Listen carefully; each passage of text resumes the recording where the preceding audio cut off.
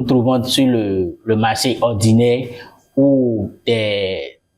en tout cas, elles savent, elles peuvent utiliser le beurre de karité ou bien d'autres astuces pour pouvoir faire disparaître ces œdèmes de façon physique. Oui. Parce que les maladies, il y a quelque chose qui se passe au niveau, de notre organisme et nous n'arrivons pas à percevoir de façon correcte.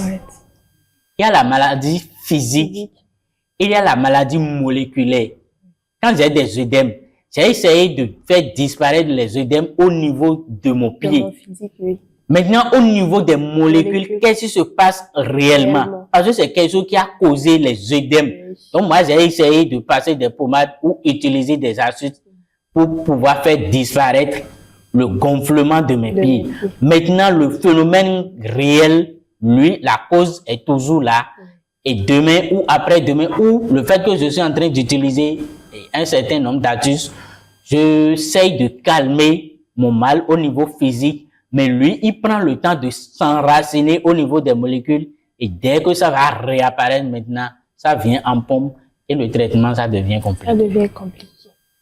Ok, à présent, nous irons en fond pour que ceux qui nous suivent puissent comprendre ce que nous sommes en train de dire. Parce que il y a plusieurs personnes qui se demandent, mais ils disent quoi depuis? Donc, ils doivent savoir réellement ce dont on est en train de parler. Nous vivons, nous et le plus premier, nous nous temps de Dieu, TV, ton l'air. Maintenant, tout nous y a mis ton et non couple là maintenant nous garder si à quoi et blo et midi egbe bon nous t'a dit si ho do midi e we kan mi ton de no no agbaza mi ton me bon kan jo no sagbon emele ne mi karan wa gbon bon nous e mi no dule o e mana zombo là maintenant nous garder si à quoi kan mi ton le na wa bledo sogudo wa do e ro yin we ro me lo sus me ndo me ho yin we le o e we atan mo ko ton no ya ugbo e ma ka pon no si do wa e ro se kun no hin agbon ouais jeke sindo we on e wa zon bo mi lo o la mena no gandi si apa wezo wa toroko do egbe be na ti me nu pere nu mi deji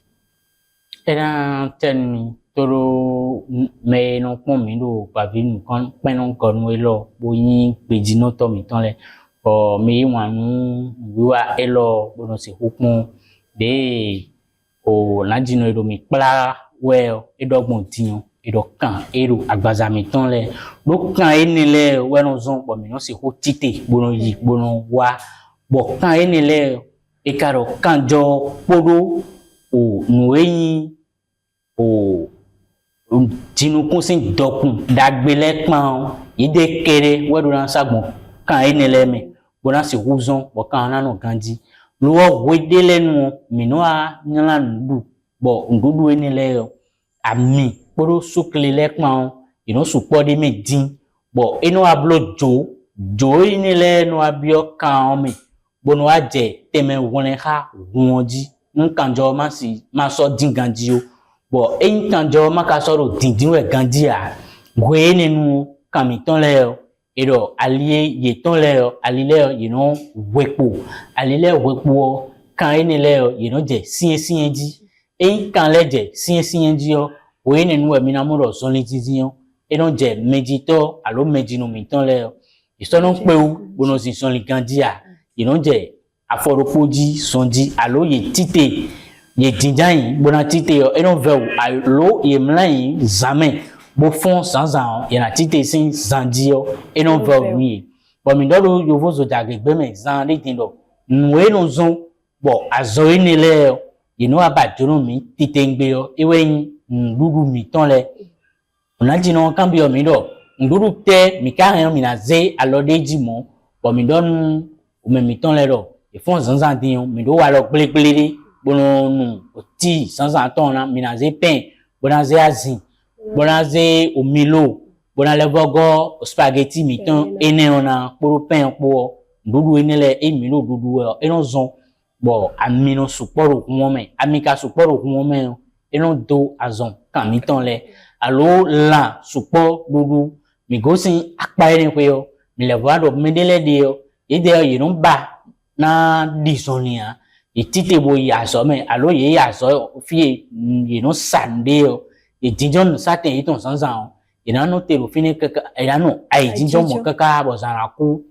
di wa ko gbe yo ina dunu ye dunu ina pon o télé pere bo mlan ai hon ina le boy eje o dimanche bo ye iblo sisenu wa bo le ko bo wa ko gbe yo ai jinjo mo je no le hun je de ozon lili we alo nu eyin no idi no fun kan sin nu wi wa le o eno yin kin to ni eyin mi lo wa lo eni san we o kan e do la mi to me le o kan le o ira sin alo sin fifa nunu dingan eno zon bo kan e do la mi to me o kan le o no sin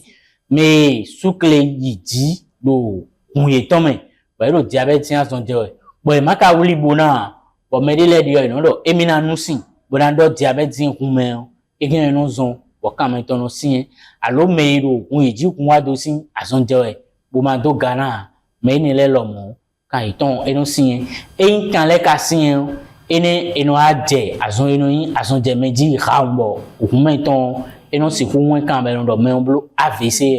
we nwe mi no amo azon ene le mi no ase bo meji to meji no alo konton mi ton le no vi mi ton le azogbe mi ton le ye no ado azon ene sin azon eno no aje ti ton bo mi no do so den mi ka mu alo mi pepo ka wa so me azon ka ko do la me fini boko ko so e bo mi ka no do to agbaza mi ton mo to ma do agbaza mi ton eno zon azon ene le eno aje mi di bo mi no ve sin azon van we ensin lo e ka onya zon bo mi de de suno mi koro ai blodo ni we sin we gegedie do ngudu mi ton le poro walo mi ton le pame on ko mi do clean do yovo so jage sin gbeme sin se ko dan ton ni et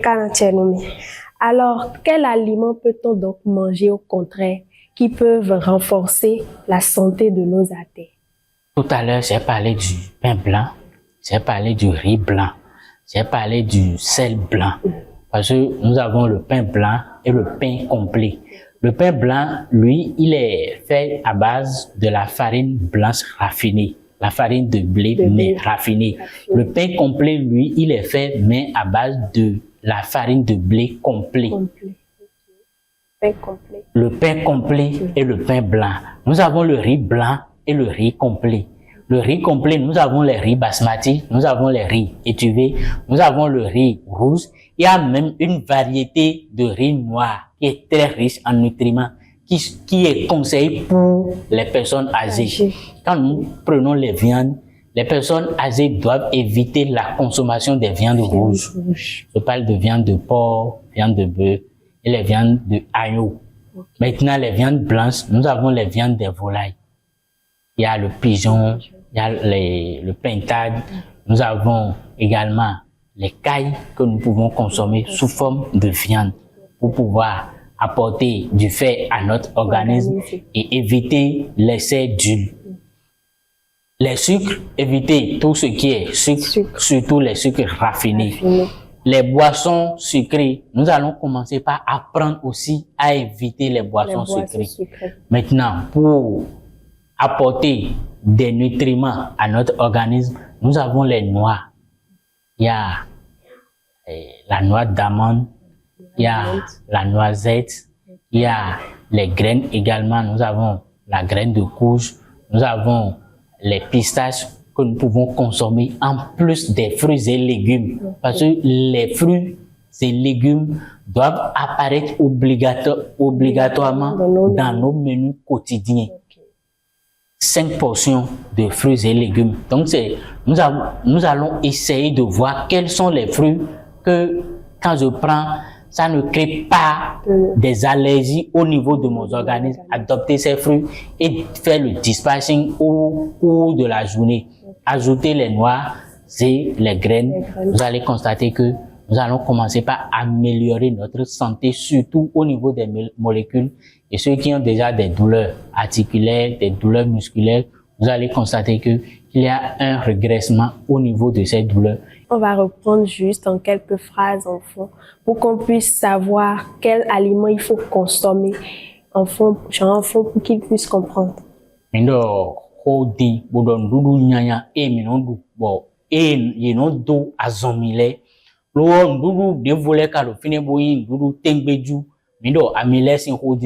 mais ils sont nos amis bo so amion do adoji de chobo dan sunna mi do pain wedi wedi et des pain blé complet ton chobo de pain yi yo volen fin ya ton mi do molekun dele de yo ide yi molekun wewe a mi do molekun e no yo do ri basmati yo mi le do ri etuve sin ho mi do lale o la yin la bo yin kan le da ho sin lale me ko mo mi ton le na do la yin le do bo xek pe vi o so nu mondi akwanle alo kai mi ton ni mondi asin eton ya la eton ya enele iyon ni no yin sukle le me ko mo mi ton le inade sukle sin nlesin ndudu eton le me ahan yin ahan vivi le minaje walo eyin walo bo minaje pinpon jibo ahan vivi le minaje alo do so ni eji pere nko sin fine mi alo onua poro o grain le po sin ho bo mi do grain de ko sin ho mi do noa diamant sin ho mi do noisette mi le do pista sin ho bo enele mi na gonu ma poro atisi sin le pan e mi ze ndudu enele do ndudu mi ton le me mi na mo kamiton e ko je sin ji le kan enele lo mo inu le vo je ali do nweyan mi boro kan le me nwe du mi de dimbo nwe enele ma so do aminyanya le a ami ero finele you je sin ji e sin yon kan le e ko sin da yi yo mi na mo kamiton enele you le vo je biboji bo me ko ro logozo o te logo te do da yi boy manu po bo di son le ganji a mi na mo ro meji no alo konton mi ton enele agbaza iton ehen e no je ko le wa kanton ji bo ehen ina le vo be aso ganji bo na le vo a o de agbaza iton ko no gbon da yi bo enu e ko kegeru o tu iton e we kala chenu mi nu o nu kuno mo je nu me enele mi na mi le. Merci beaucoup à vous, Monsieur Yves. Je rappelle que vous êtes diététicien, nutritionniste, et vous venez de nous éclairer sur l'artériosclérose et l'athérosclérose. J'espère que vous l'avez bien compris. Pour une bonne santé de nos artères, nous devons commencer dès maintenant à régler notre alimentation. Comme vous l'avez entendu, les conseils donnés par notre cher docteur. Alors, ce sera tout pour cette émission de 100% santé. Retrouvons-nous une prochaine fois pour une nouvelle émission parce que chaque bouchée peut transformer notre santé.